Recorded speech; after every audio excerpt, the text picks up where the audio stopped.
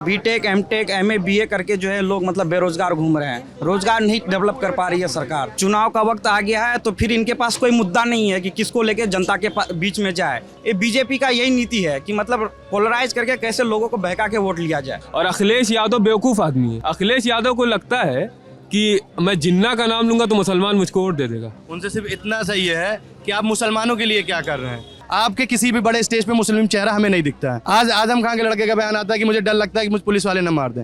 भाई हमें भी डर लगता है कि हमारे साथ कौन है। नमस्ते, मेरा नाम सिद्धांत है और डे लल्लन टॉप की चुनावी यात्रा अलीगढ़ में है। हम लोग एक आध दिनों तक यात्रा को थोड़ा सा बदल के स्वरूप में थोड़ा बदलाव करके इलाहाबाद और प्रयागराज, जिसको प्रयागराज के नाम से जाना चाहता है, वहाँ चले गए थे। वहाँ पे आरआरबी, एनटीपीसी, ग्रुप डी में जो बदलाव हुए, उसके बाद जो बवाल हुआ, हमने थोड़ा उस पर कवरेज की। फिर से अलीगढ़ से अब आगे बढ़ेंगे। अलीगढ़ आएँ या जैसे बनारस जाएं या जैसे गोरखपुर जाएं या जैसे इलाहाबाद या प्रयागराज जाएं, तो यूनिवर्सिटी जाए बिना काम नहीं चलता है। और यूनिवर्सिटी नहीं जाइए और इन शहरों के विश्वविद्यालयों का दौरा नहीं कीजिए तो छात्र जो हैं तगादा करने लगते हैं कि आप हमारे यहाँ आए, हमारे शहर में आए और यूनिवर्सिटी के अंदर नहीं आए, ये गलत कर दिए। तो तगादा ना हो इसलिए हम लोग यूनिवर्सिटी में आए।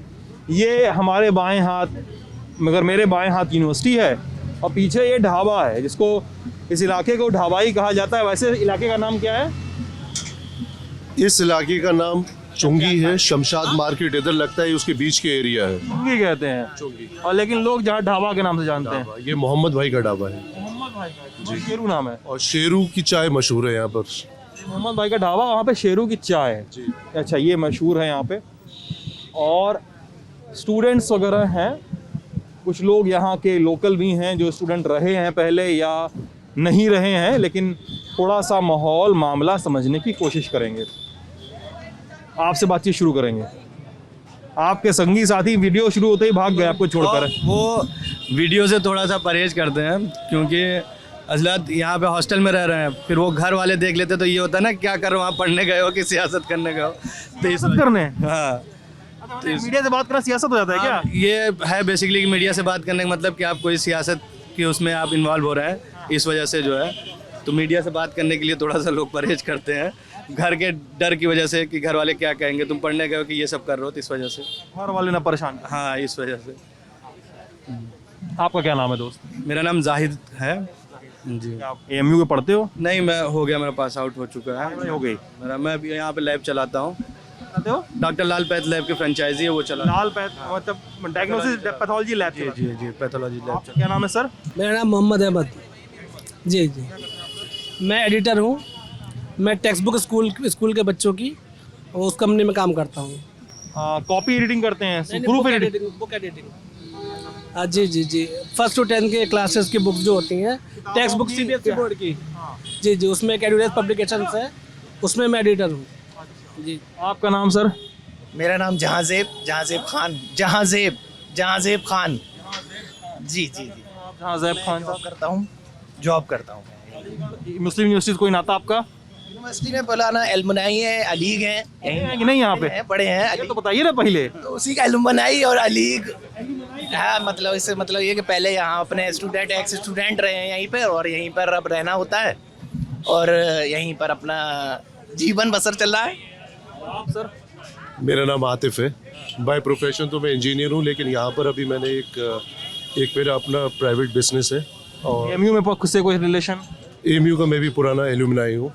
आप लोग मतलब यहाँ पे एलुमनाई ही जुटे हैं, नए मौजूदा छात्र कोई नहीं है क्या? अच्छा, तुम मौजूदा छात्र हो क्या? क्या नाम है तुम्हारा? मेरा नाम मोहम्मद जुबैर है और मैं बीटेक कर रहा हूँ एमयू से। मैं फाइनल ईयर स्टूडेंट हूँ मैकेनिकल से, और मैं यहाँ 12 साल, मैं फर्स्ट क्लास से पढ़ रहा हूँ यहाँ मैकेनिकल से। अच्छा, बीटेक कर रहे हो आप। और आप दोस्त? मैं बीए ऑनर्स पॉलिटिकल साइंस का छात्र हूँ अलीगढ़ मुस्लिम यूनिवर्सिटी में। क्या नाम है दोस्त आपका? मेरा नाम मोहम्मद नासिफ आलम हुआ। नासिफ आलम। नासिफ आलम। नासिफ का मतलब क्या होता है दोस्त? नासिफ का मतलब होता खादिम, खिदमत करने वाला। तुम्हारे सीनियर बैठे हुए हैं यहाँ पे, सुनना पड़ेगा, है ना? चलिए, तो एल्यूमनाई हैं और मौजूदा स्टूडेंट्स भी हैं। तो पहले एएमयू के बारे में ना बीते कुछ सालों में एएमयू का नाम कई बार पॉलिटिक्स में और प्रोटेस्ट में कई वजहों से आया, आप लोग भी जानते होंगे। और मेरे ख्याल से आप तो तब स्टूडेंट रहे भी होंगे यहाँ पे। एएमयू का स्वरूप आप लोग की पढ़ाई के समय कैसा था, क्या था, कितना पॉलिटिकली एक्टिव था यूनिवर्सिटी, और अभी क्या स्थिति है, कितना चेंज देखते हैं आप?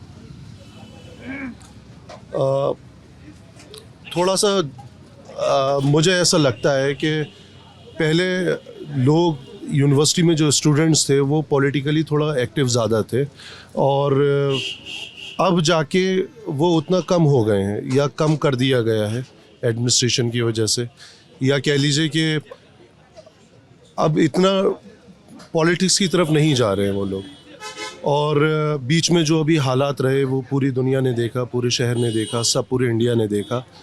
ऐसा नहीं हुआ कि वो मतलब यहाँ से अपने आप ही उठ गए, ये प्रोवोक करा गया, जिसकी वजह से वो एक रिएक्शन था। हालांकि CA/NRC जब आया तो उसका हम लोग यहाँ पर लोगों ने पीसफुल एक एजिटेशन करा था, लेकिन यहाँ के कुछ फ्रिंज एलिमेंट्स से, फ्रिंज ग्रुप से और दूसरे, तो उन लोगों ने कुछ उस एजिटेशन को जो पीसफुल चल रहा था उसको मतलब एक वो करके दूसरी दिशा में उसे बदल दिया। बस यही कहना है। उसके बाद तो फिर कोरोना काल आ गया, फिर यूनिवर्सिटी में आपके सामने था, सारा हंगामा था जो भी था। आप ये लोग नहीं हैं, और जैसे ये कह रहे हैं पहले पॉलिटिकल एक्टिविटी ज़्यादा थी। क्या थी पॉलिटिकल एक्टिविटी की, कैसे कहा जाए ज़्यादा है, अब कम हुई है, उसका नुकसान उठाना पड़ा है कि उसका फ़ायदा हुआ है, ये भी बताइए। एज ए स्टूडेंट जो पॉलिटिकली लोग रहते हैं इन्वॉल्व यूनिवर्सिटी की सियासत में, और उसके आगे बढ़ के जो मौजूदा सियासत है हमारी मेन सियासत, उसमें जो इन्वॉल्व होते थे वो बच्चों ने जाना छोड़ दिया। वजह उसके पीछे ये पेरेंट्स का प्रेशर रहता है, एजुकेशन की पढ़ाई में पढ़ाई आपकी डिस्टर्ब होगी, आपके ऊपर अलग तरीके के एलिगेशन लगेंगे, तो ये सब चीज़ों के रहते हुए कुछ लोगों ने उससे हाथ खींचा। मतलब वो पॉलिटिकल जो करंट सिनेरियो चल रहा है उससे जो अनलीगल केस ना लगे हैं, घर वालों को सफ़र ना करना पड़े कि घर पर पुलिस या वगैरह वगैरह जो चीज़ें होती हैं, एक स्टूडेंट को पढ़ाई के लिए भेजा जाता है, आप ऐसी एक्टिविटीज़ में लग गए कि आप पॉलिटिकल स्टंट कर रहे हैं, तो उसके मद्देनज़र लोगों ने पॉलिटिकल कम कर दिया, अपने आप को उसमें इन्वॉल्व करना कम कर दिया, जिससे जो मेन स्ट्रीम पॉलिटिकल है उसमें अच्छे लोगों का आना कम हो गया। अब ये है कि अब अगर स्टूडेंट बेसिकली सीखता हुआ जाएगा कोई चीज़ शुरुआत से, तो उसको आगे जाके फ़ायदा होगा। यूनिवर्सिटी से ही सियासत जाती है, जैसे JNU से, AMU से, BHU से स्टूडेंट निकलते हैं और बड़े बड़े लीडर हिंदुस्तान में इन यूनिवर्सिटियों ने दिए। लेकिन जब ये चीज़ हुई और घर का प्रेशर, एडमिनिस्ट्रेटिव प्रेशर, पुलिस का प्रेशर, तमाम तरीके की चीज़ें होती हैं जो एक स्टूडेंट नहीं चाहता, और उसके घर वाले ख़ास तौर से नहीं चाहते हैं कि बच्चा इंजीनियरिंग करने आया है या लॉ करने आया है या कोई भी कोर्स BA MA, कि वो इन सब चीज़ों में लीगली इन्वॉल्व हो। तो उसके रहते सियासत में जो मेन स्ट्रीम है, जो पॉलिटिक्स है, उसमें स्टूडेंट का जाना कम हो गया। रही बात पिछले 2 साल से जो यूनिवर्सिटीज़ बंद हैं, तो कोई भी एक्टिविटीज़ हो ही नहीं रही है, पॉलिटिकल स्टंट हो ही नहीं रहा है। वो तो कोविड के पीरियड की बात हो गई, और आप कह रहे हैं कि जो एडमिनिस्ट्रेटिव प्रेशर था उस वजह से ये बदलाव हुए कि छात्र राजनीति में इंटरेस्ट लेना कम करने लगे। पहले ऐसा होता था एडमिनिस्ट्रेटिव प्रेशर पर, आप भी तो यहीं पढ़े हैं? जी जी। तो पहले एडमिनिस्ट्रेटिव प्रेशर होता था आप लोग के पढ़ाई के समय, यहाँ पे जब आप लोग पढ़ते थे, तो कितना समय हो गया यहाँ से पास आउट हुए आपको? मुझे तकरीबन हो गया 6-7 साल, 7 साल हो गए। 7 साल हो गए। तो उस समय तो पॉलिटिक्स तो होती थी यहाँ पे? पॉलिटिक्स तो होती थी, हमेशा होती थी, और पॉलिटिक्स तो होगी, हर जगह होगी, जहाँ यूनिवर्सिटीज़ होंगी पॉलिटिक्स होगी। और AMU का तो हिस्ट्री रही है, AMU की आज़ादी की लड़ाई हो, चाहे आपकी कोई भी लड़ाई रही हो, उस लड़ाई में AMU ने फुल सपोर्ट किया है, और हमारे यहाँ से लोग भी निकले हैं ऐसे जो हायर जगहों पे पहुँचे हैं। तो AMU का तो नाता रहा है पॉलिटिक्स से और इससे। लेकिन एडमिनिस्ट्रेटिव प्रेशर जो बात कर रहा हूँ, उस समय उतना था कि नहीं था, कि अब है क्या? ज़्यादा है, इस टाइम ज़्यादा है, क्योंकि इस टाइम जो बैक्ड है ये, चूँकि पता नहीं कैसे क्या है, इस टाइम जितने भी एजुकेशनल इंस्टीट्यूशंस हैं, चाहे आप BHU ले लें, चाहे आप AMU ले लें, चाहे आप जामिया ले लें, यहाँ पे ख़ास नज़र रहती है, और पॉलिटिकल जितने भी प्रोटेस्ट होते हैं उनको एक बाकायदा कवरेज मिलता है, सप्रेशन किया जाता है। जैसे भी किया जाता है वो जो भी है, इसमें हम नहीं पढ़ना चाहते, ये पॉलिटिकल इश्यूज़ है, लेकिन ऐसा हो रहा है, लड़के थोड़ा सा वो हो रहे हैं। प्रशासनिक रूप से कठोरता थोड़ी आई है। वरना लाठीचार्ज हम देख रहे थे कि BHU में हुआ था, लड़कियों पर लाठीचार्ज हुआ था, और यहाँ पे जामिया में क्या हालत हुई थी आपने देखा। अभी हाल फिलहाल में जो आपने देखा कैसे लाठीचार्ज हुआ है। तो ये ओवर द ईयर चीज़ें बदली है। अब क्यों है ये, इसके हम उस पर रीज़न पे नहीं जा रहे, ये आप लोग का काम है इसको उजागर करना, लेकिन ऐसा हुआ। आप अपने पर्सपेक्टिव जितना बोल जी सकते जी जी हाँ, तो ये हुआ, ये फ़र्क आया है जी। तो ये जो डिक्लाइन या जो स्टूडेंट पॉलिटिकली कम एक्टिव हो रहे हैं, आप लोग तो एल्यूमनाई हैं, इसलिए सवाल आप लोगों से है, वरना मैं किसी और से ये पूछता। उससे आप क्या देखते हैं? स्थितियों में बदलाव हुआ है कि स्थितियाँ क्या बदलाव हुआ? अच्छे बदलाव हुए हैं कि बुरे बदलाव हुए? स्थिति अच्छी कैसी है? AMU पहले के मुकाबले अब कैसा है? स्टूडेंट यूनियन, छात्रों की राजनीति छोड़ दीजिए, AMU की सुविधाएं क्यों कैसी थी? अभी मैं कुछ बच्चों से बात कर रहा था वहाँ पे, तो वो बता रहे थे कि अब पैसे की दिक्कत है AMU को। AMU का फंड का सबसे बड़ा इशू। नाम है आपका? जाहिद नाम है मेरा। AMU का मैंने इसमें देखा है बहुत करीब से कि AMU का जो सेंटर है, खासकर किशनगंज सेंटर जो है, वो बंद होने के कगार पे है। गवर्नमेंट ने फंड कितने साल से दिक्कत में चल रहा है? नहीं, दिक्कत में चल रहा है। इस टाइम इन्होंने पूरा फंड एक तरफ से देखा जाए तो रोक रखा है। AMU मेन कैंपस में आपके फंड बहुत ही ज़्यादा कट कर दिया इन्होंने, मतलब अभी कट हुआ है इसमें अराउंड, जब स्मृति ईरानी वो थी मिनिस्टर, तो उस टाइम इन्होंने 80 करोड़ के आसपास कितना कम किया था, 1 करोड़ के आसपास कितना उन्होंने कम किया था।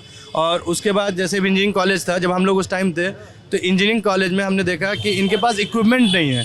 तो हमने जब, क्योंकि हमारे दोस्त वगैरह हैं इंजीनियरिंग में, तो उन्होंने कहा भाई हमें इक्विपमेंट नहीं मिल रहा। तो हमने पूछा था कि क्यों नहीं, तो जब हम उनके चेयरमैन वगैरह के पास गए, उन्होंने कहा कि हमारे पास पैसे ही नहीं है कि हम इतनी महंगी महंगी चीज़ें खरीदें।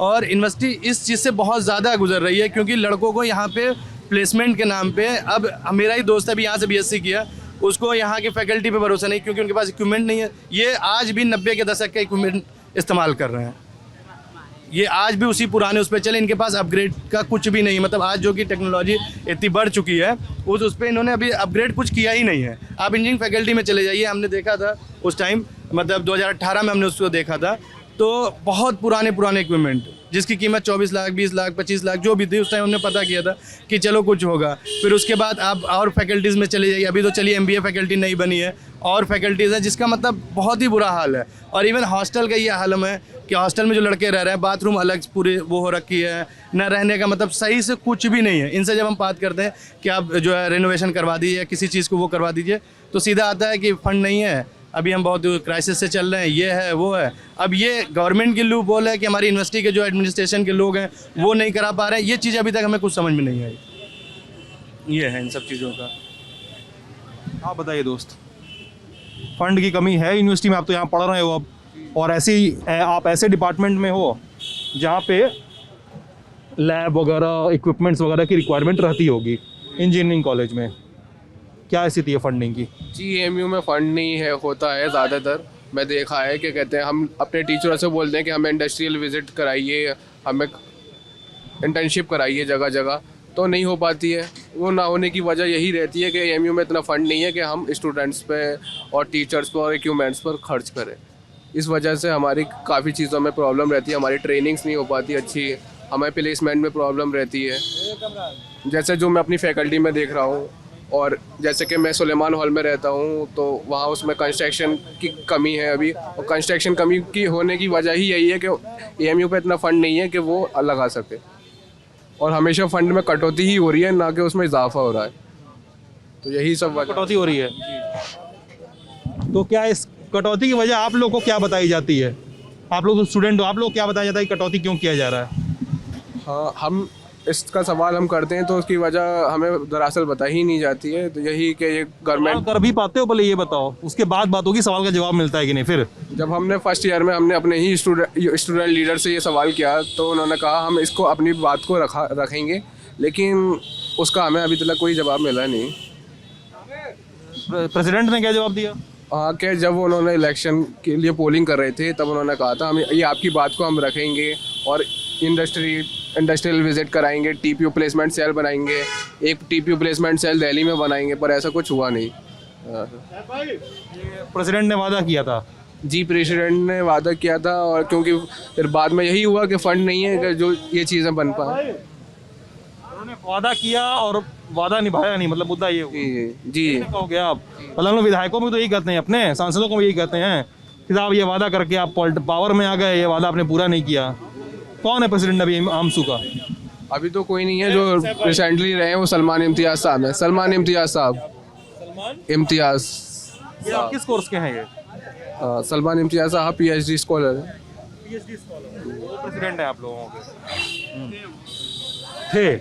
हाँ, आज इधर आ जाओ दोस्तों, मैं इधर आ जाता हूँ तो दोनों लोग से बराबर बात कर पाऊंगा ना। क्या नाम है दोस्त आपका? मेरा नाम सैफ अहमद है। और आप रिसर्च स्कॉलर हैं जी, किस कोर्स में? बॉटनी में। बॉटनी में क्या विषय है आपका? मेरा प्लांट फिजियोलॉजी है। एक तो टॉपिक होगा ना आपका। हाँ, टॉपिक आप जैसे बॉटनी में ब्रांचेज होती हैं, उसमें पर्टिकुलर एक ब्रांच है प्लांट फिजियोलॉजी। नहीं, मैं रिसर्च टॉपिक पूछ रिसर्च टॉपिक जो है मेरा सैलिनिटी पे काम है। तो प्लांट मेरा टोमेटो है और हम सॉइल प्रोफाइलिंग कराते हैं। उसमें हम देखते हैं कि सॉइल में कौन से ऐसे ऐसे मेटल्स हैं या कौन सा ऐसा कंपोजिशन बन रहा है जिससे प्लांट को बहुत नुकसान हो रहा है। यानी उसकी यील्डिंग पे फ़र्क पड़ रहा है और उसकी फ्रूट साइज़ पे फ़र्क पड़ रहा है, ठीक है, और नंबर ऑफ़ फ्रूट्स कम हो रहे हैं प्लांट्स पे। अगर ऐसा कोई केमिकल या चीज़ें जो हैं, ख़ास तौर से अलीगढ़ के एरिया में अगर वो जो है उस पर असर डाल रही है प्लांट पे, तो हम देखेंगे, ये कोशिश करेंगे कि प्लांट उससे कोप अप कैसे करे। और ये ऐसा रिसर्च पहले हुआ है कभी? हाँ, इसके लिटरेचर मौजूद है, हुआ है रिसर्च, इंडिया में भी होता रहा है, बाहर भी होता रहा है। एक चीज़ बताओ दोस्त आप, रिसर्च वालों के बारे में मैं थोड़ा जानता हूँ, इसलिए ये सवाल आपसे है कि रिसर्च करने का मन जिस टॉपिक पे होता है, गाइड बोलता है उस पर नहीं करो गुरु, ये पकड़ो, ये पकड़े करो। ये सच है कि नहीं बताओ? हाँ, सच है ये बात, बिल्कुल सच है, बिल्कुल सच बात है और ये हर जगह मौजूद है। और इसमें आप जो जब आपका इंटरव्यू होता है उसका PhD का, तो आप जो प्रपोजल लेके जाते हो कभी वो एक्सेप्ट नहीं होता है। गाइड अपना थोप देता है कि आप जो है ये टॉपिक है, इस पे रिसर्च करिए, इस पे। और इसमें देखिए रिसर्च में ना, अभी मैं बोलना शुरू करूँगा तो बहुत सी चीज़ें इतनी चीज़ें बात करने आया हूँ, इतनी चीज़ें खोलनी पड़ेंगी कि क्या ही बताऊँ उसमें। जितनी तो आप बिना डिस्कम्फर्ट के खोल सकते हैं उतनी तरह खोलिए। मैं तो सब खोल दूंगा, चलिए, मुझे कोई परेशानी नहीं। चलिए मंच आपका। रिसर्च जो है जिस लेवल की होनी चाहिए उस लेवल की नहीं हो रही, उसमें दो परेशानी है। एक तो आपका जो इंस्टीट्यूशन है उसमें जो परिपाटी चली आ रही है, चीज़ें उन्हीं को फॉलो किया जा रहा है, तोड़ा नहीं जा रहा उनको, ठीक है। यानी वही इक्विपमेंट्स पुराने मौजूद हैं, कोई तरक्की नहीं है, नया इक्विपमेंट कोई नहीं आ रहा है और टॉपिक्स से रिलेटेड बहुत ज़्यादा इंतज़ाम नहीं है लोगों में, वही पुराने टॉपिक पे रिसर्च चल रही है, ठीक है। कुछ लैब्स ऐसी हैं हमारे यहाँ जिसमें अच्छी रिसर्च हो रही है और नए टॉपिक्स पे रिसर्च हो रही है, लेकिन वो भी वो जो लोग रिसर्च करना चाह रहे हैं नए टॉपिक पे, उनके साथ परेशानी क्या आ रही है, उनको रिसोर्सेज की अवेलेबिलिटी कम पड़ जा रही है, ठीक है। एक तो हम खुद बहुत ज़्यादा दकियानुसी सोच के हैं रिसर्च के मामले में, और दूसरा हम खुद एकेडमिशियंस जो हैं वो खुद बहुत दकियानुसी सोच के हैं और वो कुछ नया नहीं करने की कोशिश कर रहे हैं। क्योंकि प्रोफेसर का मामला ये होता है कि प्रोफेसर जिस दिन वो बन गया उसको फिर इस बात से मतलब नहीं कि उसे पता है कि मैं टॉप पे पहुंच गया हूँ, अब मुझे ग्रोथ मेरी होनी नहीं है, ठीक है ना। तो वो प्रमोशन नहीं होना है, कुछ नहीं होना है। अब आप आओ, मेरे अंडर आ रहे हो, आओ रिसर्च करो, वो इतना गाइड कर देगा आपको कि ठीक है आप सबमिट करके चले जाओगे। कोई नई चीज़ नहीं आ रही है, ठीक है ना। यानी रिसर्च हो जा रही है, वही पुराने टॉपिक्स पे हो जा रही है। लोग क्या करते हैं, अक्सर तो ये भी करते हैं लोग कि छाप लेते हैं, हो जाता है डाटा मिल जाता है, सारी चीज़ें। लेकिन मैं एकदम खुल के आपको बता रहा हूँ ना, मैं और इंट्रिकेसीज पे जा सकता हूँ लेकिन नुकसान हो जाएगा इन लोगों का, छोड़िए जाने दीजिए। आपका नुकसान, मेरा नुकसान क्या होगा ये। अच्छा, आप जब रिसर्च में आए तो आप किस चीज़ पे रिसर्च करना चाहते थे?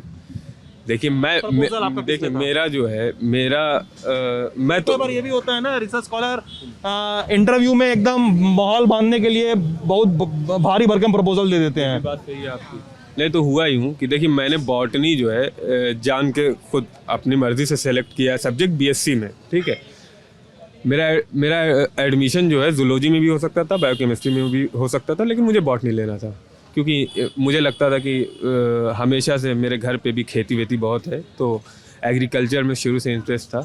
तो मैंने कोशिश किया कि प्लांट स्टडी जो है करनी है मुझे। और फिर उसके बाद जो है मैं जिस टॉपिक को लेकर मैं गया था, मेरा तो इत्तेफाकन वही टॉपिक है। मैं इसमें क्लियर बात है, सही बताओगे? नहीं, देखिए झूठ नहीं बोल रहा हूँ। उसकी वजह ये कि नहीं सुन लीजिए, नहीं वो हंस रहे होंगे। नहीं मेरी बात सुनिए, मैं बता रहा हूँ ना आपको। देखिए मैं जब जिस पे प्रपोजल मैंने दिया, मेरे यहाँ मसला ये है कि प्लांट फिजियोलॉजी में स्ट्रेस पे ही काम होता है।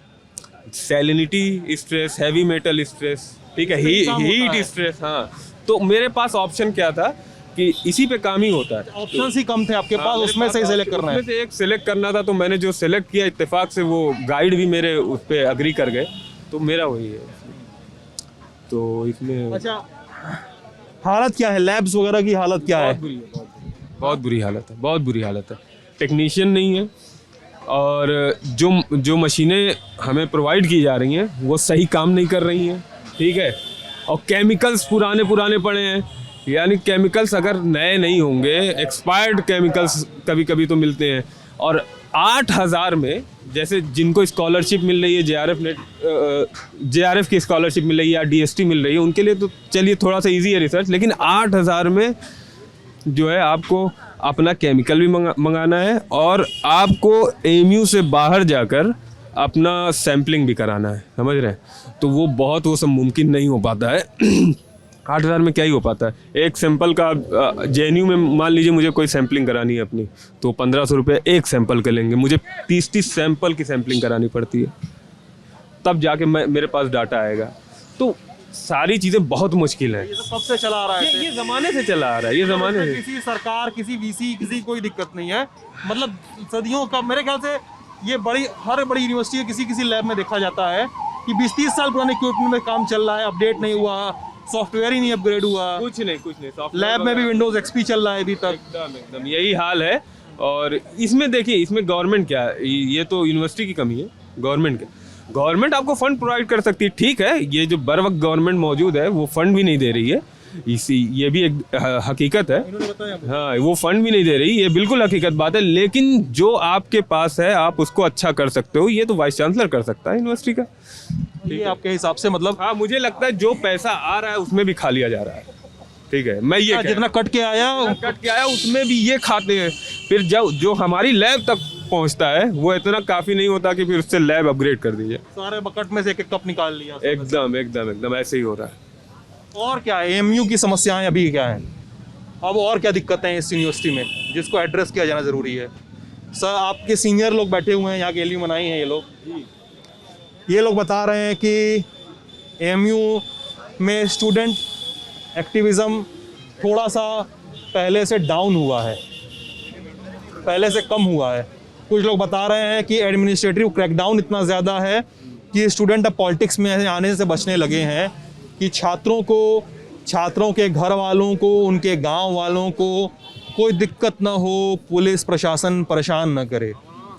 इन तरह की सोशल दिक्कतों पे, मैं पार्टी का नाम नहीं ले रहा हूँ, मैं प्रत्याशी का नाम नहीं ले रहा हूँ, लेकिन मैं चाहता हूँ, मुझे लगता है कि इस देश के विश्वविद्यालयों में जहाँ पे अच्छे छात्र तैयार हो रहे हैं, अच्छे प्रोफेसर तैयार हो रहे हैं, अच्छे स्कॉलर तैयार हो रहे हैं, अच्छे पत्रकार वकील तैयार हो रहे हैं, वहीं से अच्छे नेता भी तैयार होने चाहिए। क्यों नहीं होने चाहिए? अच्छी यूनिवर्सिटी से अच्छे नेता, अच्छे संस्थानों से अच्छे नेता तैयार हों। आपको क्या लगता है कि क्या AMU वो काबिलियत में बची हुई है? AMU में इतने पॉलिटिकल एक्टिविज़म के डाउन होने के बावजूद AMU क्या उतना आगे बढ़ रहा है? AMU में सोशियो पॉलिटिकली दिक्कतें क्या हैं? सैफ, देखिए, पोटेंशियल बच्चों में कम नहीं है। आप लोगों में से कोई भी बता सकता है, कोई दिक्कत नहीं, सभी लोग बताएंगे। आप बताएंगे? हाँ, आपने नाम है आपका? मेरा नाम इमरान नाम। हाँ, इमरान। अच्छा, क्या करते हैं इमरान आप? मैं यहाँ पर स्टूडेंट हूँ फिलहाल। यूनिवर्सिटी में? जी। आपने भी स्टूडेंट लीडरशिप की बात करी। तो सबसे पहले मैं आपके चैनल के माध्यम से ये वाली बात बोलना चाहता हूँ कि अलीगढ़ मुस्लिम यूनिवर्सिटी नहीं, JNU या जामिया हो या बनारस यूनिवर्सिटी हो या जादव यूनिवर्सिटी हो, सबसे पहले गवर्नमेंट को सोचना चाहिए। जो गवर्नमेंट ने लिंगदो कमेटी लगाई जिससे लीडरशिप पूरी ख़त्म कर दी गई, स्टूडेंट लीडरशिप को कुचल दिया गया। आज तक इस चीज़ के ऊपर कोई भी बोलने को तैयार नहीं है। मैं खुद सुप्रीम कोर्ट के अंदर मैंने पिटीशन फाइल करी थी जस्टिस क्या कहते हैं चंद्रचूड़ की बेंच पर। उन्होंने उसको देखकर उसको ख़त्म कर दिया, क्योंकि उनका कहना ये था कि मसल पावर का इस्तेमाल होता है स्टूडेंट इलेक्शनों में। किसकी पिटीशन थी वो? मेरे नाम से पिटीशन थी। आपने डाली थी? कब थी पिटीशन वो? 2017 की। कौन, किसकी बेंच देख रही थी? जस्टिस चंद्रचूड़ की। सिंगल बेंच थी? नहीं, सिंगल बेंच नहीं थी। कौन था साथ में उनके? नहीं, शायद हाँ सिंगल बेंच थी। मेरे पास फाइल है पूरी। DY चंद्रचूड़ देख रहे थे? जी जी जी। ठीक है। तो मैं आपके चैनल से ये वाली बात कहना चाहता हूँ, तमाम यूनिवर्सिटी के स्टूडेंट लीडरों को। लिंगदो कमेटी को की सिफारिशों को भंग किया जाए। बिल्कुल बिल्कुल। हम ये कह रहे हैं लिंगदो कमेटी आप रखिए, लेकिन उसमें जो कुछ पॉइंट हैं जिसकी वजह से स्टूडेंट लीडरशिप को कुचल दिया गया, उन पॉइंटों को हटा दिया जाए। मैं JNU में भी गया, वहाँ के लीडरों से ही मिला, जिसमें आपकी शैला राशिद और कन्हैया ने थोड़ा सा मूवमेंट चलाया था लिंगदो कमेटी को लेकर, लेकिन वो बैक गेट में मैनेजमेंट क्या हुआ, वो वहीं के वहीं मैटर को दबा दिया गया। तो सबसे मेन चीज़ ये है कि किसी भी मुल्क के अंदर अगर युवा खुशहाल है, किसान खुशहाल है, तो देश के अंदर तरक्की आएगी। लेकिन जब स्टूडेंट लीडरशिप को ही कुचल दिया गया, तो आपको वही चीज़ें आप ये देखिए कि पार्लियामेंट के अंदर 70-70, 80-80 साल के जो हमारे बुजुर्ग लीडर हैं, वो इलेक्शन 4-4, 5-5, 6-6, 10-10 बार इलेक्शन कंटेस्ट कर सकते हैं, लेकिन जो युवा है वो दोबारा इलेक्शन कंटेस्ट नहीं कर सकता लिंगदो कमेटी की वजह से। लीडरशिप पोटेंशियल जो है वो इंसान सीखते सीखता है। आज अगर हम स्टूडेंट के बीच में बैठे हुए हैं और लीडरशिप कर रहे हैं, तो हम एक हमारा मतलब स्कूल वाला चल रहा है टाइम, हम तब पढ़ते पढ़ते ही तो आगे पहुंचेंगे। लेकिन वहीं अगर आपने लीडरशिप कुचल दी तो मुल्क कैसे आगे बढ़ेगा? आपको नए लीडर ही नहीं मिलेंगे। तो मैं ये वाली बात कहना चाहता हूँ, इस चीज़ के लिए हम लड़ाई भी लड़ रहे हैं कि सारी यूनिवर्सिटियों से मैं गुजारिश कर रहा हूँ, जो भी स्टूडेंट लीडर हैं वो एकजुट होकर आएँ और लिंगदो कमेटी के ख़िलाफ़ आवाज़ उठाएँ, क्योंकि इस टाइम बहुत ज़्यादा सख्त ज़रूरत है हिंदुस्तान को यूथ लीडरशिप की, और वो नहीं मिल पा रही है, और उसके पीछे वजह यही है लिंगदो कमेटी। यानी सरकार काफ़ी पहले, मतलब आज से काफ़ी पहले लिंगदो कमेटी की सिफारिशें लागू हुई थी, और तब से ही ये डिक्लाइन शुरू हुआ आपके यहाँ। हाँ, ये जब आप बहुत सारी यूनिवर्सिटीज़ का हवाला लेके बता रहे हैं, अब मैं आपको थोड़ा लोकल खींचने की कोशिश करूंगा इमरान, कि let's come at AMU। Saif थे वहाँ पे, सैफ एज अ स्कॉलर है, उन्होंने बताया कि AMU की लैब्स में, AMU की लेबोरेटरीज़ में, AMU के डिपार्टमेंट्स में एकेडमिक डिग्रेडेशन कैसे अभी तक बढ़ा है। पिछले 5 से 8 सालों में नहीं, 8 सालों में नहीं, पिछले दशकों का वो हिसाब है। अब मैं पूछ रहा हूँ कि AMU का सोशियो पॉलिटिकल स्ट्रक्चर जो है वो इतना डिक्लाइन पे कैसे है? क्या आप लिंगदो कमेटी की सिफारिशों की बात कर रहे हैं? स्टूडेंट यूनियन इलेक्शन आपके JNU में भी होते हैं, वहाँ से नेता निकलते हैं। कन्हैया कुमार एक बड़े नेता हैं वहाँ के। हाल फिलहाल की अगर बात करें, वो लोकसभा चुनाव लड़ चुके हैं, हार चुके हैं, और लेफ्ट की पॉलिटिक्स छोड़कर कांग्रेस ज्वाइन कर चुके हैं। DU की पॉलिटिक्स है ही आपके सामने, DU में छासंग चुनाव होते हैं, हैदराबाद सेंट्रल यूनिवर्सिटी में भी चुनाव होते ही हैं आपके। तो लिंगदो कमेटी की सिफारिशों के बावजूद तो काम हो ही रहा है। AMU में आपके भी स्टूडेंट यूनियन तो है ही है, स्टूडेंट काउंसिल तो है नहीं। तो लेट्स कम एट AMU, ठीक है। मैंने बाकी जगह रेफरेंस इसलिए दिया कि आपने बात की। लेट्स कम एट AMU क्यों ही लिंगदो सिफारिशों के अंदर भटक गया, जबकि बाकी बड़ी यूनिवर्सिटीज़ आगे निकल गई? हाँ, असल में अलीगढ़ मुस्लिम यूनिवर्सिटी की स्टूडेंट यूनियन की खूबसूरती ये है कि हमारे यहाँ पर कोई भी पार्टी से फंडेड इलेक्शन नहीं होता। हमारे यहाँ पर जो ओल्ड बॉयज़ होते हैं, हमारे जो सीनियर होते हैं, वो एक कैंडिडेट लेकर आते हैं और उसको मतलब इलेक्शन कंटेस्ट कराया जाता है।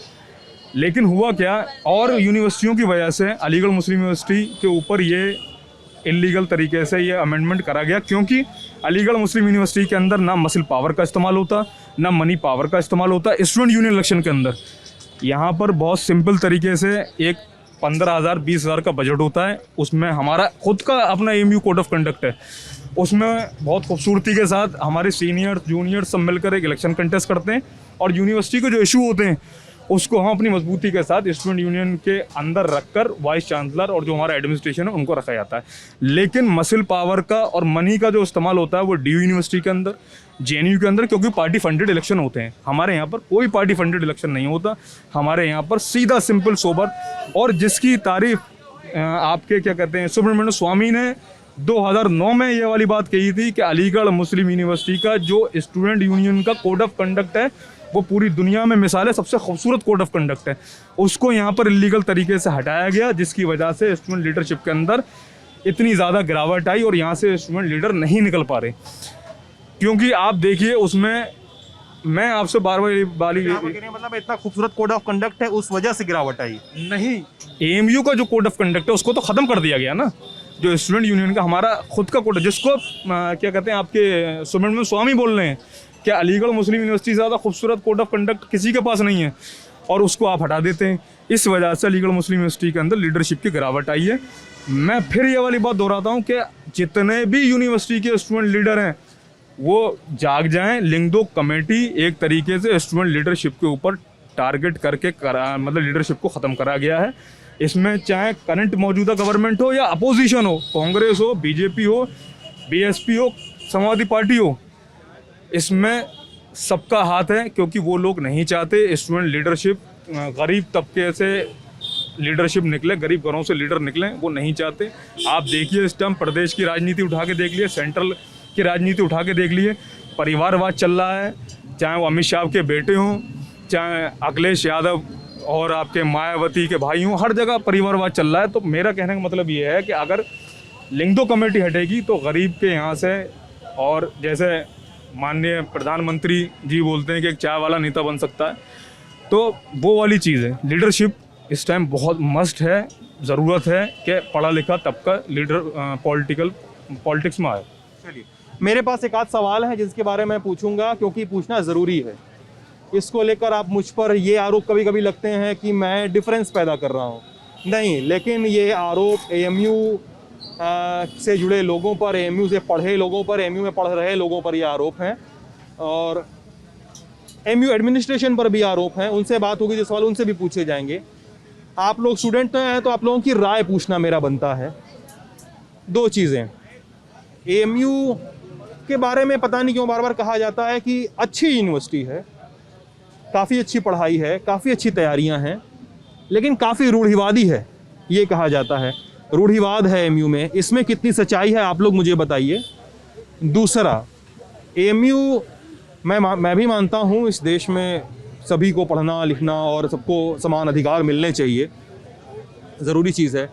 ये बात कितनी सही है कि AMU में नॉन मुस्लिम स्टूडेंट्स की संख्या बेहद कम है, रिप्रेजेंटेशन है, और ऐसी है इस दिक्कत कि नॉन मुस्लिम स्टूडेंट्स भी एक बार हिचकिचाते हैं AMU में दाखिला लेने से। ये इन बातों में कितनी सच्चाई है, कौन बताएगा, बताइए। देखिए, आप अगर अभी अलीगढ़ मुस्लिम यूनिवर्सिटी का अगर स्ट्रेंथ की अगर आप बात कर रहे हैं तो इस टाइम अलीगढ़ मुस्लिम यूनिवर्सिटी के अंदर लगभग 50% अगर फैकल्टी में आप जाएंगे, चाहे लॉ फैकल्टी हो, साइंस फैकल्टी हो, इंजीनियरिंग फैकल्टी हो, मेडिकल फैकल्टी हो, 50% हमारे नॉन मुस्लिम भाई हैं। पहली चीज़, आपने बात करी रूढ़िवादी सोच की, 50% नंबर सही है सर? 50% नंबर सही नहीं। कितना नंबर है? 50% नंबर नहीं सही है। जिन फैकल्टीज़ का भाई ने नाम लिया वो उन्हीं फैकल्टीज़ में ज़्यादा नॉन मुस्लिम है। तो मतलब चंद फैकल्टीज़ में 30% 35%। 30-35% नॉन मुस्लिम। आप डाटा निकलवा लिए, आप डाटा निकलवा लिए। 45% लॉ और मेडिकल, देखिए हो सकता है मेडिकल में 50% हो और लॉ में हो सकता है परसेंटेज ज़्यादा हो, लेकिन मैं लाइफ साइंस और साइंस से आता हूँ तो मुझे पता है, और इसमें ना कहने वाली कोई बात नहीं है। हमारे यहाँ 30% होंगे, इससे ज़्यादा नहीं होंगे। और कुछ फैकल्टीज़, जितनी फैकल्टीज़ ने का नाम लिया गया है, भाई ने लिया है, उन सारी फैकल्टीज़ में आपको नॉन मुस्लिम ज़्यादा मिलेंगे और बाकी फैकल्टीज़ में बहुत कम। देखिए, यहाँ पर जो भाई बात कह रहे हैं, मैंने तो आपके सामने एक आंकड़ा रखा, लेकिन चाहे मुस्लिम हो या नॉन मुस्लिम हो, टेस्ट क्वालिफाई करता है वो आता है, ठीक है, पहली चीज़ ये क्लियर हो गई। दूसरी चीज़ ये, आपने रूढ़िवादी सोच की करा, आप उठा के देखिए मैं हमारे नहीं करता हूँ दोस्त, नहीं, मतलब ये आप लोग मानते हैं ना, ये आरोप लगते हैं, नहीं। ये आरोप लगता है, कई सारे लोग लगाते हैं। हाँ। अब मैं आपसे पहले बता रहा हूँ, अलीगढ़ मुस्लिम यूनिवर्सिटी से पहले ग्रेजुएट नॉन मुस्लिम, अलीगढ़ मुस्लिम यूनिवर्सिटी के राइडिंग क्लब के अंदर लड़कियां राइडिंग करती हैं, अलीगढ़ मुस्लिम यूनिवर्सिटी की स्विमिंग पूल लड़कियों के लिए है, अलीगढ़ मुस्लिम यूनिवर्सिटी के अंदर 10 क्लब हमारे पास हैं, जिसमें इको क्लब है, इसमें ड्रामा क्लब है, फिल्म क्लब है, उसमें लड़कियों का पार्टिसिपेशन रहता है, सारी चीज़ें, म्यूज़िक क्लब हमारे पास है, फ्यूज़न क्लब हमारे पास है। देखिए ये सब पॉलिटिकल इशू हैं, अलीगढ़ मुस्लिम यूनिवर्सिटी को बदनाम करने के लिए एक पॉलिटिकल टारगेट करा जाता है, क्योंकि अलीगढ़ मुस्लिम यूनिवर्सिटी एक हेरिटेज और दुनिया के अंदर मतलब बहुत ज़्यादा मतलब सम्मान के साथ उसका मतलब नाम आता है अलीगढ़ मुस्लिम यूनिवर्सिटी का। तो हर कोई जानता है कि कोई भी एक इशू बनाएंगे और वो जो है पॉलिटिकल इशू बन जाएगा, और उससे अपना, अब जैसे हमारे यहाँ के लोकल सांसद सतीश गौतम जी को देख लीजिए, हर टाइम उनका ये वाली बात रहती है कि उन्हें जब भी अपना टिकट चाहिए होता है या उनको पॉलिटिकल पावर चाहिए, अप्रोच चाहिए, वो अलीगढ़ मुस्लिम यूनिवर्सिटी के अंदर कोई भी एक इशू बना देंगे और वो मीडिया में आ जाएगा, क्योंकि उन्हें पता है मीडिया में आएगा और उनको उससे मिल जाता। तो ये पॉलिटिकल इशू हैं सारे, ठीक है। यहाँ पर गंगा जमनी तहजीब बहुत ज़माने से हिंदू मुस्लिम सब साथ में रहते हैं, और आप यकीन नहीं मानेंगे, अगर आप चाहें नॉन मुस्लिमों का आप इंटरव्यू लेके देखिए, वो खुद ये वाली बात कह रहे हैं। भाई मैंने ये थोड़ा कहा कि नॉन मुस्लिम हूँ जुटा है, मैंने एक सेकंड मैं बताऊँ इमरान, मैंने ये नहीं कहा कि यहाँ पे केवल मुस्लिम समुदाय के लोगों को जुटना है, मैंने कहा कि एमयू के स्टूडेंट से जुटना है, चाहे छात्राएं हो, छात्र हो, महिलाएं हो, पुरुष हो, ट्रांसजेंडर्स हो, मुस्लिम हो, नॉन मुस्लिम हो, मुझे किसी से कोई दिक्कत नहीं, कोई भी बात करने आता है। मैंने एकदम ओपन इन्विटेशन लोगों को फोन किया है। वजह पे आप बात करेंगे कि हाँ, उसकी वजह पे बात करेंगे कि कम क्यों है। देखिए सबसे बड़ी चीज़, देखिए यहाँ पर डिस्क्रिमिनेशन नहीं है, यानी किसी भी लेवल पे कोई डिस्क्रिमिनेशन नहीं है। जैसे हर यूनिवर्सिटीज़ में टेस्ट होते हैं, जो क्वालिफाई करता है उसका एडमिशन हो जाता है। अब ध्यान इस बात पे देने की ज़रूरत है कि एप्लीकेशन नॉन मुस्लिम स्टूडेंट्स के कितने आ रहे हैं, ठीक है, इस बात पे ध्यान देने की ज़रूरत है। यानी कम एप्लीकेशन आ रहे हैं, उसमें से कम लोगों का हो रहा है एडमिशन, पहली बात ये। दूसरी बात ये कि एप्लीकेशन क्यों कम आ रहे हैं, अभी आपने ही एक बात कही कि घबराते हैं यहाँ एडमिशन लेने से, आपने एक बात कही ना अभी कि यहाँ लेने से कतराते हैं एडमिशन, नॉन मुस्लिम स्टूडेंट्स के दिल में कुछ ऐसी शायद एक गलत ही सही, लेकिन एक माइंडसेट बना होगा। ये माइंडसेट बनाया गया है ना, किसने बनाया ये माइंडसेट? यहाँ के सांसद हैं सतीश गौतम, अभी उन्होंने नाम लिया, उनके द्वारा माहौल बनाया गया। अभी आप जब हिस्ट्री उठाएंगे तो आपको हो सकता है कि पिछले, मुझे लगता है 12-13 साल पीछे अगर आप जाएंगे तो परसेंटेज जो है आपको थोड़ा ज़्यादा मिलेगा।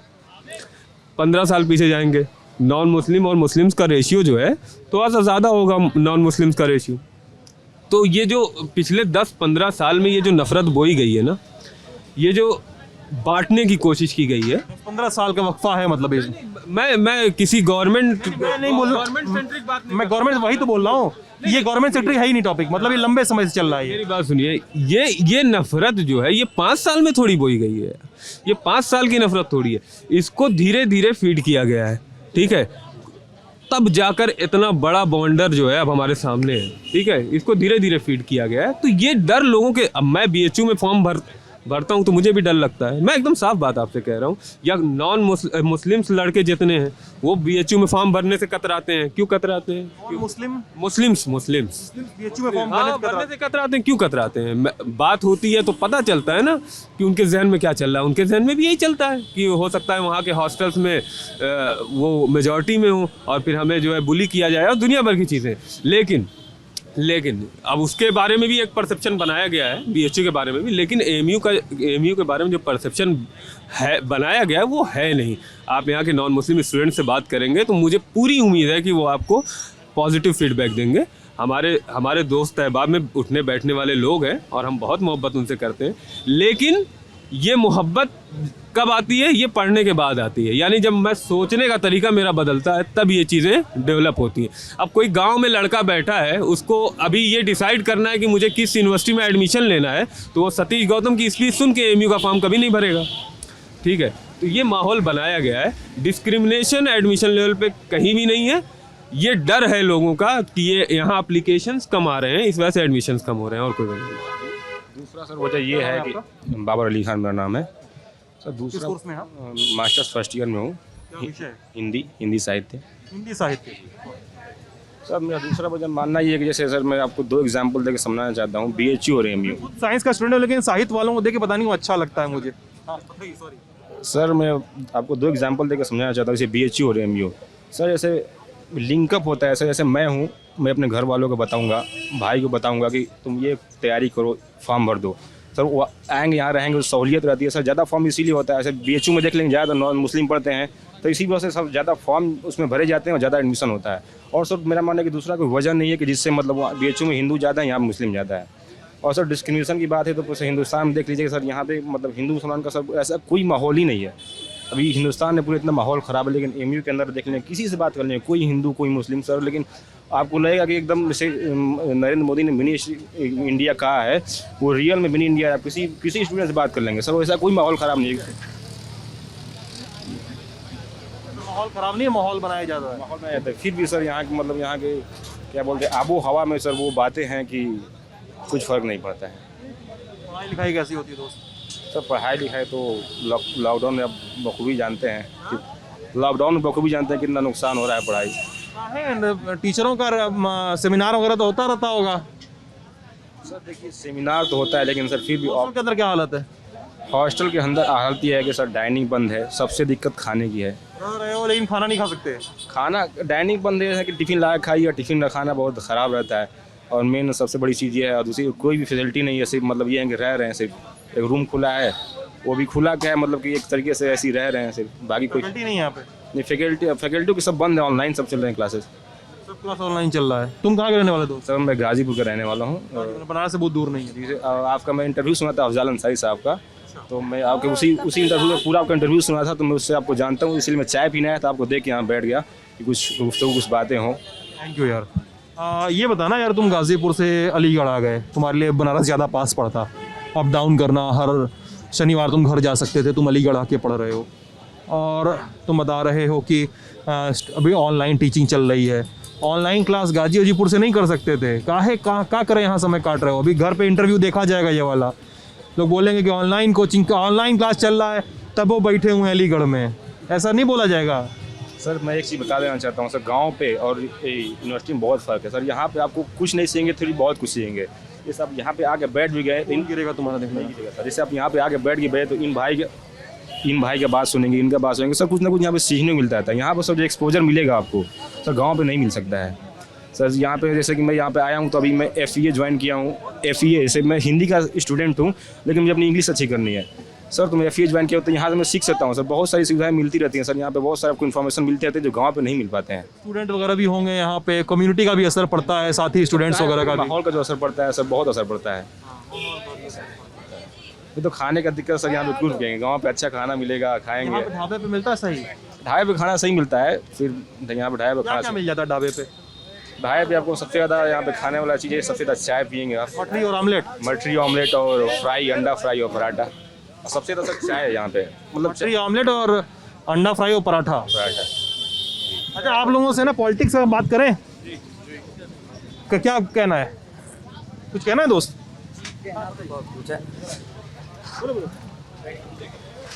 अरे कोई बात नहीं, बताओ।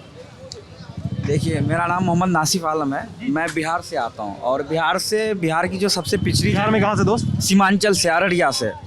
तो किशनगंज की जो सेंटर है MU की, मैं जेब से मोबाइल निकाल लिया वो। दोस्त हैं मेरे दोस्त हैं, कुछ करने के लिए नहीं होंगे। चलिए मुद्दे पे आते हैं। तो बात यह है कि सीमांचल में जो मतलब जैसे सीमांचल की जो मतलब बहुत पिछड़े इसमें आती है, तो वहाँ जो मतलब MU का एक सेंटर है, वहाँ मैं अभी मतलब रिसेंटली वहाँ से आया, तो वहाँ के कैंपस में जो है मैं एकदम बिल्कुल खंडर पड़ा हुआ, वहाँ की जो दीवारें है पुरानी हो चुकी है, इंफ्रास्ट्रक्चर जो है वो बहुत मतलब खस्ता हो चुका है, गाय बकरियाँ अंदर चर रही है। तो इस प्रकार से जो है और सरकार है, बिहार सरकार प्लस भारत सरकार, ये जो है मतलब फंड एलोकेट नहीं कर रहे। इनकी एक पॉलिसी है, पढ़ेगा इंडिया तभी बढ़ेगा इंडिया। तो भाई जब आप फंड ही एलोकेट नहीं करोगे और इंफ्रास्ट्रक्चर ही मतलब वहाँ का डेवलप नहीं होगा, तो कहाँ से पढ़ेगा इंडिया, कहाँ से बढ़ेगा इंडिया। और बात रही युवाओं की, तो आज सबसे ज़्यादा रोज़गार मतलब इस सरकार के दौर में है, जहाँ मतलब BTech MTech MA BA करके जो है लोग मतलब बेरोज़गार घूम रहे हैं, रोज़गार नहीं डेवलप कर पा रही है सरकार। तो ये हमारी भारत सरकार प्लस बिहार सरकार से गुजारिश है कि एएमयू का जो किशनगंज वाला सेंटर का जो फंड है उसको जल्द से जल्द अलोकेट किया जाए, ताकि वहाँ के जो पिछड़े लोग हैं वो मतलब अच्छे शिक्षा प्रदान करके जो है आगे बढ़ सके। मिला जुला के मामला मतलब जो दूसरे सेंटर्स हैं वहाँ पे गड़बड़ चल रहा है, फंडिंग की दिक्कत है। ये अभी आपने एक सवाल पूछा था कि स्टूडेंट जो है आजकल पॉलिटिक्स में मतलब बहुत कम एक्टिव हो रहे हैं, तो इसका ये रीज़न है कि स्टूडेंट जो है ना डरी हुई है बिल्कुल एकदम। कुछ लोगों ने मुझे हाँ, उन पे जो दमन हो रहा है। मैं 15 दिसंबर की रात के जो है यहाँ पे जिस प्रकार से मतलब लाठीचार्ज हुआ, आंसू गैस के गोले छोड़े गए 15 दिसंबर 2020 जी 2019 को यहाँ पे 19 की 20 यार। बहुत सी शांति 19 बहुत ही शांतिपूर्ण मतलब प्रोटेस्ट हो रहा था, जिसपे जो है एकदम यूपी पुलिस आई, जबकि कैंपस में यूपी पुलिस को अलाउ नहीं है। यूपी पुलिस आई, लाठीचार्ज किया गया। किसी ने अलाउ किया होगा तभी ना, जाहिर सी बात है। वीसी ने अलाउ किया होगा या प्रोक्टर ने अलाउ किया होगा आपके? जी बिल्कुल, प्रोक्टर वीसी ने अलाउ किया होगा तभी आए अंदर। तो यहाँ जो है स्टूडेंट प्रोटेस्ट कर रहे थे। अगर देखिए हम कहीं शिक्षा अगर हासिल कर रहे हैं तो हमारा कर्तव्य होता है कि अगर सरकार की पॉलिसी में कोई चीज़ गलत है तो हम उसको आवाज़ उठाएं, उस पर हम प्रोटेस्ट करें। ये हमारा मतलब अधिकार है प्रोटेस्ट करना। तो हम प्रोटेस्ट कर रहे थे, उस पर जो है सरकार मतलब यूपी पुलिस आई, बहुत दमन हुआ, लाठीचार्ज करा गया, बहुत बच्चों को जो है डिटेन किया गया। आज जो है मतलब स्टूडेंट डर रहे हैं पॉलिटिक्स में आने के लिए, क्योंकि यूएपीए लगा दिया जाता है, बहुत सारी धाराएं उन पे लगा दिया जाता है, जेलों में बंद किया जाता है। इसलिए जो है स्टूडेंट जो है आजकल पॉलिटिक्स में कम एक्टिव हो रहे हैं, और भी बहुत सारे रीज़न हैं। इसीलिए दोस्त मोबाइल निकाला था? जी नहीं, वो अच्छा मुझे नहीं मालूम वो क्यों मोबाइल निकाले थे। मुझे नहीं मालूम मोबाइल निकाले थे। अच्छा तुम बोल रहे हो कि केस लाद दिए जाते हैं इस वजह से दिक्कत, कि केस वेस लाद दिए जाते हैं इस वजह से ये सब होता है। गुरु सुनो, इधर आ जाओ। हाँ, तुम कह रहे हो कि इस वजह से केस वेस लाद दिए जाते हैं और इस वजह से स्टूडेंट नहीं आते हैं पॉलिटिक्स में आगे। यार लेकिन इतने सारे नेताओं पे इतने सारे केस हैं, कई सारे नेताओं का करियर जेल में बन गया।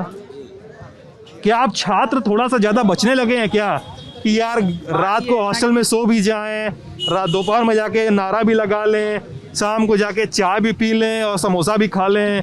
मतलब वैसा थोड़ा सा मामला चल रहा है। मैं सीरियसली बोल रहा हूँ, क्योंकि मैं स्टूडेंट रहा हूँ ना दोस्त, मैं स्टूडेंट रहा हूँ और मैंने देखा है, मैंने कई सारे छात्र आंदोलन कवर किए हैं, कई सारे स्टूडेंट्स जेल में हैं अभी तक।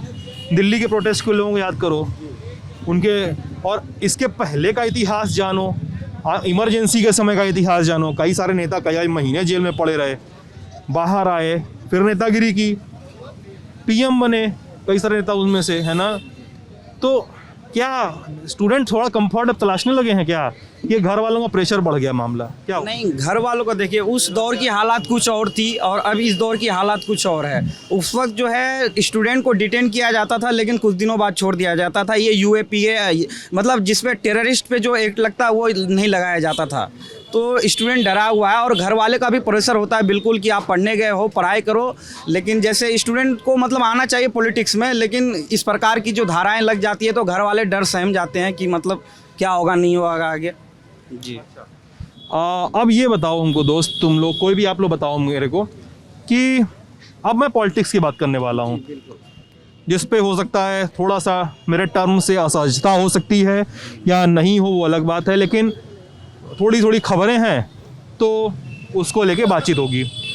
आपके यहाँ लाइब्रेरी में जिन्ना की फ़ोटो पे विवाद हुआ था, हाँ, सेंट्रल हॉल में, स्टूडेंट यूनियन हॉल में, I am sorry, thanks for correcting me, student union hall में जिन्ना की फ़ोटो पे बड़ा विवाद हुआ था। जिन्ना की फ़ोटो क्यों लगी है, और बहुत मतलब बेजा किस्म का विवाद हुआ, पुलिस का कचहरी, ये वो, आना जाना, पथराव वथराव सब हुआ था। बेजा इसलिए मैंने कहा कि बहुत सारे तनाव के बिना भी उसको सुलझाया जा सकता था। अब जिन्ना यूपी की पॉलिटिक्स में फिर से एक्टिव हो गए हैं, ठीक है, जिन्ना यूपी की पॉलिटिक्स में फिर से एक्टिव हो गए हैं। जिन्ना के बारे में अखिलेश यादव बयान दे रहे हैं, हाँ, मैं ये सवाल का जवाब एकदम देना दोस्त, एकदम देना। अखिलेश यादव बयान देते हैं तो कभी उनको कोई देशभक्त बोलता है, कभी कोई बोलता है जिन्नावादी सरकार, हाँ, अखिलेश यादव की विपक्षी जिन्नावादी सरकार, बीजेपी वगैरह ये सब, तो तमाम अपने अपने नैरेटिव सब लोग अपना अपना बना के चलता है। तो क्या लगता है जिन्ना का पॉजिटिव या नेगेटिव उपयोग कितना सही है? क्या है, पॉजिटिव उपयोग होना चाहिए कि नेगेटिव उपयोग होना चाहिए? क्यों होना चाहिए? कौन, तुमसे शुरू करेंगे, बताओ। दो सवाल सुन लिया ना मेरा? ठीक, सवाल पे जवाब देंगे तो हम लोग बात अच्छे से कर पाएंगे। जैसे आपने बोला जिन्ना एक्टिव हो गए यूपी के पॉलिटिक्स में। देखिए सरकार जब मतलब 2017 में जो सरकार बनी थी, इन्होंने बहुत सारे वादे किए थे जनता से, चाहे रोज़गार पे हो, चाहे महंगाई पे हो, चाहे किसानों का जो है बिल माफ़ पे हो, किसानों का कर्ज माफ़ पे हो, और गन्ना का जो है मतलब वो माफ़ पे हो, किसानों का जो आय 2 गुना पे हो। तो इन्होंने 5 साल में कुछ भी नहीं करा, ये बस इधर उधर करते रहे। अब जो है गन्ने का पेमेंट आखिरी इस वर्ष में बढ़ाया इन्होंने। चुनाव का वक्त आ गया है तो फिर इनके पास कोई मुद्दा नहीं है कि किसको लेके जनता के बीच में जाए। तो फिर यही जो है पोलराइज किया जा रहा है कि जिन्ना, राम मंदिर, हिंदू मुस्लिम, इसी ये बीजेपी का यही नीति है कि मतलब पोलराइज करके कैसे लोगों को बहका के वोट लिया जाए। मेरा फिर से वही सवाल है कि फिर से दोहरा दे रहा हूँ, मैं समझा ना पाया हूँ। जिन्ना को लेकर अखिलेश यादव बयान देते हैं, है ना? गलत बोल रहा हूँ मैं? अखिलेश यादव ने बयान दिया, ठीक है। और अखिलेश यादव ने दिया था, हाँ, राजभर ने भी दिया था, ओ प्रकाश राजभर ने। मैं एक बार क्रॉस चेक भी करूंगा अभी बात करते करते आप लोगों से, अखिलेश वाला और जिन्नावादी। तो क्या जिन्ना को यहाँ देशभक्त वगैरह जो मानने की बात हो रही है, क्या जिन्ना को देशभक्त नहीं मानने की बात हो रही है, उसमें से सही क्या है और सही क्यों है, मैं ये जानना चाह रहा हूँ। जिन्ना हिंदुस्तान की जो तारीख़ है उसमें जिन्ना को आप अवॉइड तो नहीं कर सकते, पहली बात, ठीक है। वो आपकी तारीख़ का हिस्सा है। यानी जब मैं हिस्ट्री पढ़ूंगा तो मुझको जिन्ना को भी पढ़ना है और नेहरू को भी पढ़ना है, लाल बहादुर शास्त्री को भी पढ़ना है और दीगर लोगों को भी पढ़ना है। तो आप पहली बात तो हिस्ट्री से भाग नहीं सकते। और जो हमारा नौजवान है या जो हमसे छोटे भाई हमारे, उनको जो है आप हिस्ट्री मैनिपुलेट करना शुरू कर दिए और आपने जो है हिस्ट्री से बहुत सी चीज़ें निकालने की कोशिश की और झूठी एक हिस्ट्री, एक पैरेलल हिस्ट्री खड़ी कर दी गई। अब वो पढ़ाई जा रही है। खैर, वो सारी चीज़ें अपनी जगह। जिन्ना सही थे, गलत थे, मुसलमानों से उनका एसोसिएशन था कि नहीं था, ये बताइए आप।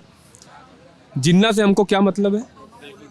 हमने जब ये बात हमने जो है चूज़ कर ली कि हमें हिंदुस्तान में रहना है, ठीक है, तो जिन्ना की जो 2 नेशन थ्योरी थी उसको हमने वहीं रिजेक्ट कर दिया, ठीक है। तो हमसे जिन्ना पे सवाल क्यों हो रहा है? और अखिलेश यादव बेवकूफ़ आदमी है।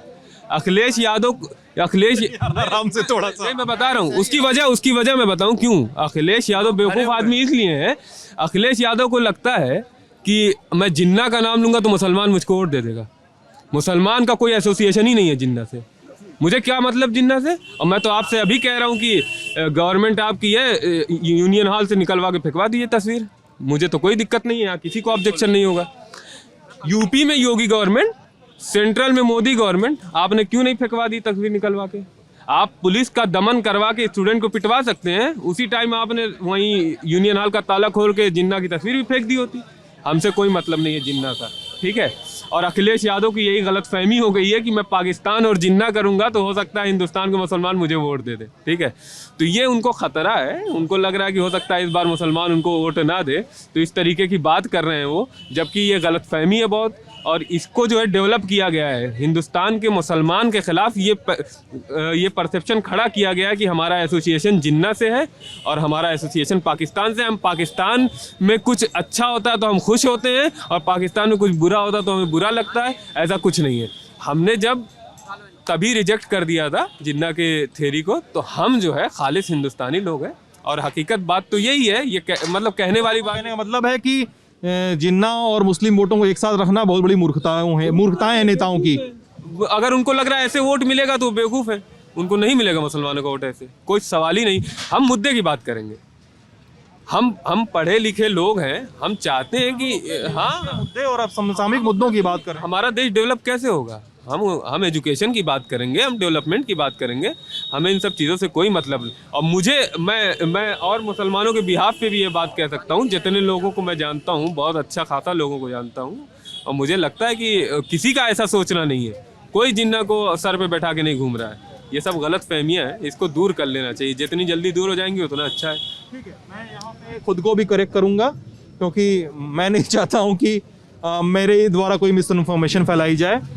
मैं ANI UP को कोट कर रहा हूँ। Mohan, you can focus on this also, ठीक है।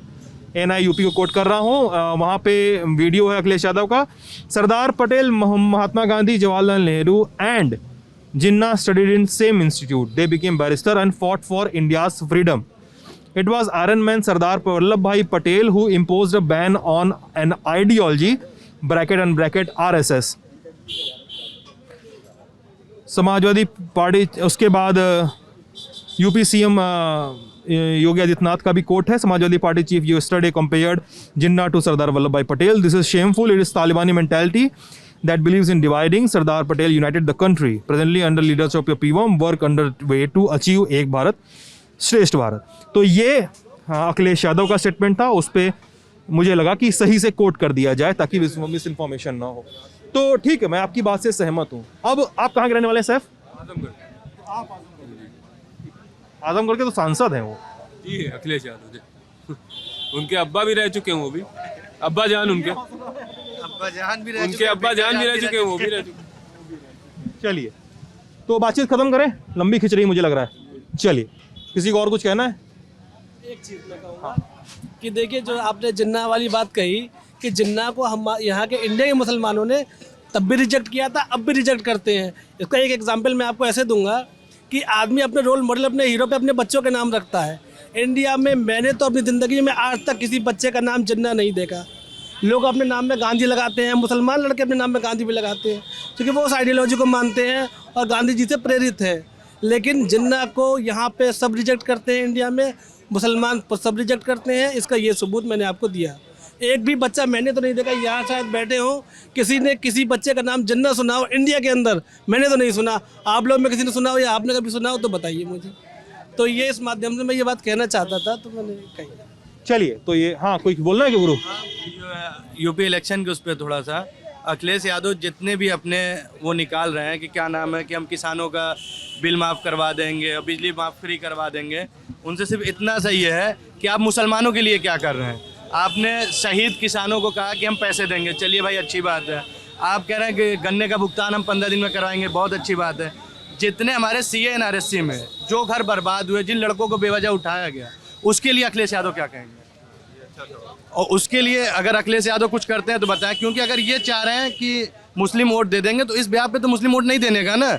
आपने CA NRSC में आप आजम खान आज से 24 महीने से हैं. जब भी आजम खान का सवाल आता आप ये कह के टाल देते हो कि ठीक है सरकार बदलेगी, हम उसका कानून से जवाब देंगे. आजम खान का आपने तो ख़त्म कर दिया, लेकिन उसके बाद जो CA NRSC में मुसलमानों के ऊपर बेगुनाह लाठियाँ चली हैं, केस हुए हैं, उस पर आजम खान अखिलेश यादव का क्या कहना है? जब अखिलेश यादव ये कह रहे हैं 15 दिन में गन्ने का भुगतान कर देंगे, बिजली फ्री कर देंगे और उसके बाद सारी चीज़ें लेके आ रहे हैं. शहीदों के लिए जो किसान शहीद हुए हैं उनके 25 लाख, बहुत अच्छी बात है. मुसलमानों के लिए ये क्या कर रहे हैं? ना आप मुसलमान को अपने साथ रख रहे हो, कौन सा बड़ा चेहरा आप मुसलमान अपने साथ लेके चल. आपने बस एक वो बना लिया, अभी शायद कल उनका आया है राजभर जी का बयान कि क्या नाम है, मुसलमान जो है बीजेपी को हराने के लिए सपा वोट देगा. भाई क्यों? आपने मुसलमानों के लिए ऐसा क्या कर दिया कि मुसलमान तब किधर जाएगा इस चुनाव में आपके? मुसलमान इतना समझदार है कि मुसलमान को जहाँ जाना होगे, मुसलमान आज नहीं कल एक होगा. जिस भी पार्टी की तरफ जाएगा सबका अपना वो है कि हाँ मुसलमान कुछ तो करेगा. कम से कम हम नहीं चाहते कि हाँ भाई हमारे लिए भी तो आप बातें करो. जयंत चौधरी साहब आए तो आपने गन्ने का किसानों का मुद्दा उठा दिया. राजभर आए आपने तो उनका मुद्दा उठा दिया. आप सबको लेके चल लो, मुसलमानों के लिए आप क्या कर रहे हो? सबसे बड़ा मेरा सवाल ही यही है कि इतने CA NRSC में बहुत घर बेघर हुए, बहुत, और मुसलमानों के ऊपर इस गवर्नमेंट में बहुत सारे केस हुए, बेवजह के केस हुए. आज भी लड़कों के ऊपर नोटिस जा रहे हैं, केस जा रहे हैं. लड़के आजकल इतने सदमे में हुए हैं कि वो कहीं जाने के लिए भी सोचते हैं कि कौन सी नोटिस आ जाएगी, क्या आ जाएगी. अखिलेश यादव हर जगह अपनी बयानबाजी में करते हैं, वो मुसलमानों के लिए क्या कर रहे हैं? अगर वो क्या सरकार बननी है, जितने भी CA NRSC में लड़के मारे गए या घर बर्बाद हुआ, उनको अखिलेश यादव कोई फंड दे रहे हैं, कोई मदद कर रहे हैं, उनके लिए कुछ कर रहे हैं? बताइए. उसके लिए अगर अखिलेश यादव कुछ कर रहे हैं तो आप बताएं, तो हम बताएं उनको फिर, क्योंकि हमारा सबसे बड़ा वसूल है भाई. सब जाट अपनी बातें कर रहा है, राजभर अपनी बातें कर रहा है, यादव अपनी बातें कर रहे हैं, ठाकुर ब्राह्मण सब अपनी बातें. मुसलमान अपनी बातें किससे कहेगा? मुसलमान का एक नेता था, उसे भी आपने 24 महीने जेल में डाल दिया. उसके बाद उसने क्या किया? खान मुसलमानों के नेता हैं भाई, थे तभी तो. हम उनको नेता है, वो नेता रहेंगे। मैं अब उस सवाल पे आ रहा हूँ ना कि क्या आप आजम खान को मुसलमानों को नेता कह रहे हैं, क्या मुसलमानों के रिप्रेजेंटेटिव हैं आजम खान की समाजवादी पार्टी में की रिप्रेजेंटेटिव हैं? नहीं, समाजवादी पार्टी के रिप्रेजेंटेटिव थे वो, उनका क्या हालम हुआ वो खुद देख रहे हैं। मैं किसी को डायरेक्ट मैं रामपुर होकर आया हूँ। जवाहर यूनिवर्सिटी के आसपास के किसान जो बोलते हैं कि हमारी जमीन चली गई इसमें और बड़ी दिक्कत है उसमें। कुछ केस हो रखे हैं ना, और क्या लेंगे, जान लेंगे तो वो भी ले लें यार। यूनिवर्सिटी बनाई उसमें जो है, मुझे जहाँ तक पता है कि क्या नाम है, उनके जो इंटर तक कॉलेज है उसमें लड़कियों की पढ़ाई फ्री है, सारी चीज़ें। यूनिवर्सिटी आजम खान ने अकेले नहीं बनाई, गवर्नमेंट ने ज़मीन दी, गवर्नमेंट ने अप्रूवल दिया। वहाँ पे कौन था गवर्नर उस टाइम? गवर्नर ने अप्रूवल दिया, गवर्नमेंट ने उसको किया। आजम खान अकेले कोई चीज़ नहीं कर सकते बिना गवर्नमेंट के उस पर। तो हम आजम खान को डायरेक्ट नहीं कहेंगे, लेकिन मेरा सबसे बड़ा मुद्दा ये मुसलमानों के लिए अखिलेश यादव क्या कर रहे हैं। आपके किसी भी बड़े स्टेज पे मुस्लिम चेहरा हमें नहीं दिखता है। आज आजम खान के लड़के का बयान आता है कि मुझे डर लगता है कि मुझे पुलिस वाले न मार दें। भाई हमें भी डर लगता है कि हमारे साथ कौन है, हमें तो बता दें। राजभर उनके साथ है, जाट उनके साथ है, सब उनके साथ है, हमारे साथ कौन है? अखिलेश यादव ने ऐसा कौन सा बड़ा काम कर दिया मुसलमानों के लिए? पिछली सरकार जब थी उनकी कि 18% रिजर्वेशन देंगे, भाई कहाँ गया वो 18% रिजर्वेशन? अब कौन सी गारंटी कि तुम आके हमारे लिए कुछ कर दोगे? बेकसूर मुसलमानों को बेवजह मारा जा रहा है, बताइए। वो भी वादा किया था अखिलेश यादव ने कि बेकसूर जिनके ऊपर फर्जी केसेस है उनको जो है रिहा करवाएंगे जेल से, वो भी नहीं किया उन्होंने। अखिलेश यादव को मुसलमान का नाम लेने में दिक्कत हो रही है, क्योंकि हमें आज भी याद है जब यूनिवर्सिटी का सर सैयद डे था, उन्होंने अलीगढ़ यूनिवर्सिटी किया था। जब लड़कों ने पोस्ट डाला, ट्वीट किया कि अलीगढ़ मुस्लिम यूनिवर्सिटी है, तब उन्होंने मुस्लिम लिखा उसको। जब उन्हें मुस्लिम शब्द से इतना भागते हैं वो, तो किस ब्याह पे वो कहते हैं कि मुसलमान हमारे साथ है? उनका इससे क्या लेना देना है? आप मुस्लिम यूपी की पॉलिटिक्स में बात करें, आप कहाँ के रहने वाले हैं दोस्त? मैं जौनपुर के। सब लोग बनारस के आसपास इकट्ठा हो गए क्या यहाँ पे? तो यूपी की पॉलिटिक्स में कौन सी पार्टी है जो मुसलमानों के लिए काम किसने किया है पास्ट में या अभी करने का दावा करती है? क्या लगता है आप लोगों को? शायद हमारे अपने लीडर होंगे तो उनसे उम्मीद रखी जाएगी, हम तो किसी पार्टी से तो उम्मीद ना रख सकते। हमारे जो पॉलिटिक्स में भी कोई नहीं है, हमारे जो लीडर हैं उनसे भी क्या उम्मीद रखें? नहीं तो 2000 उस सरकार जब अखिलेश की तो उसमें भी मेरे हिसाब से 40-45 मुसलमान थे, लेकिन उन्होंने ही नहीं है जब रिजर्वेशन दिला दिया, तो हम किसी से क्या उम्मीद रखें? लेकिन अखिलेश यादव अगर सबको लेके चलना चाह रहे हैं, कर रहे हैं अखिलेश यादव, तो कितने लोगों को टिकट दिए? सारी सूची तो आ गई है, सब तो सामने है कि कितने लोगों को टिकट दिया गया है। और पहली बात, और ये जब चुनाव हारे थे, नहीं, ये बड़ा अच्छा सवाल है कि ये कहने में क्यों डर लगता है कि मुझको मैं 3 इलेक्शन इनके नेतृत्व में हुआ ना, अखिलेश यादव के नेतृत्व में तीनों हारे। ये कहने में क्यों डर लग रहा है कि यादव हमको वोट नहीं दिया? सिर्फ आप मुसलमान को ब्लेम करेंगे? 3 इलेक्शन कहाँ हुआ? 17 हुआ, 18 का बाईपोल, 14 नहीं इनके नेतृत्व में हुआ, 17 के पहले राष्ट्रीय अध्यक्ष हुए ना, 17 हुए, 18 वाला बाईपोल हुआ, 19 वाला हुआ, 19 वाला लोकसभा हुआ। वही मैं कह रहा हूँ, इनकी उनमें से 18 वाला बाईपोल में 2 सीटों पे वहाँ पे जीत हुई। इलेक्शन जो ये हारे हैं, आप उसमें बताइए ना, ये कहने की हिम्मत है अखिलेश यादव की किसी बड़े स्टेज से कि हिंदू ने हमको वोट नहीं दिया इसलिए हार गए? मैनपुरी में जो है यादव ने वोट नहीं दिया, यादव ने वोट नहीं दिया, मैं हार गया। मुसलमान ने तो वोट दिया था, आपको डेटा है, 75% मुसलमान बीएसपी और सपा के गठबंधन को वोट दिया। फिर आप किस बुनियाद पे कह रहे हैं कि मुसलमान? आपको हिम्मत नहीं है ना कहने की, आपको पता है कि ये नाराज हो जाएंगे तो जो हमारा वोट है वो भी नहीं मिलेगा हमको। तो ये सारी चीज़ें एकदम हकीकत है, सारे लोग इसको समझ रहे हैं, ऐसा नहीं है। लेकिन कुछ पॉलिटिकल इक्वेशंस होती हैं जिसकी बुनियाद पे कुछ ऐसे लोग होते हैं गांव देहात में जो डर जाते हैं और वो वोट दे देते हैं सपा को। वो सारी चीज़ें अपनी जगह पे हैं, लेकिन हकीकत तो यही है और ये सबको पता है। यानी जो सपा को डेलिबरेटली वोट दे रहा है उसे भी ये पता है कि हमें इसको नहीं देना है, लेकिन वो एक है पॉलिटिकल इक्वेशन जो यूपी में या कहीं भी चली आ रही है मुल्क में, उसको मैं नकार नहीं रहा हूँ। लेकिन अखिलेश यादव गलतफहमी में है, उनको लगता आज नहीं तो कल मुसलमान उनके खिलाफ भी इकट्ठा होगा, बिल्कुल होगा। चलिए, तो AMU के पड़ोस से ये बातचीत हमने आयोजित की थी। शेरू जी की चाय की दुकान, ढाबा और बहुत सारे लोग, बहुत सारी बातें, बहुत सारे विचार, सबके अपने अपने विचार हैं। बतौर एंकर, बतौर न्यूज़ रिपोर्टर, हम लोगों से आशा की जाती है कि हम मिस इन्फॉर्मेशन नहीं फैलाएंगे और वो हमारी जिम्मेदारी भी है, लेकिन बतौर इंसान भूलने की आदत भी होती है, तो सही जगह पे खुद को करेक्ट भी करना चाहिए। हम लोगों ने किया, आप लोग भी करेंगे। और वोट करेंगे पूरी समझदारी और अपने लोकतांत्रिक मूल्यों का निर्वहन करते हुए, उन्हें समझते हुए, उन्हें जानते हुए लल्लन टॉप देखते रहिएगा। अपनी राय से कमेंट सेक्शन में ज़रूर अवगत कराइएगा। बहुत बहुत शुक्रिया।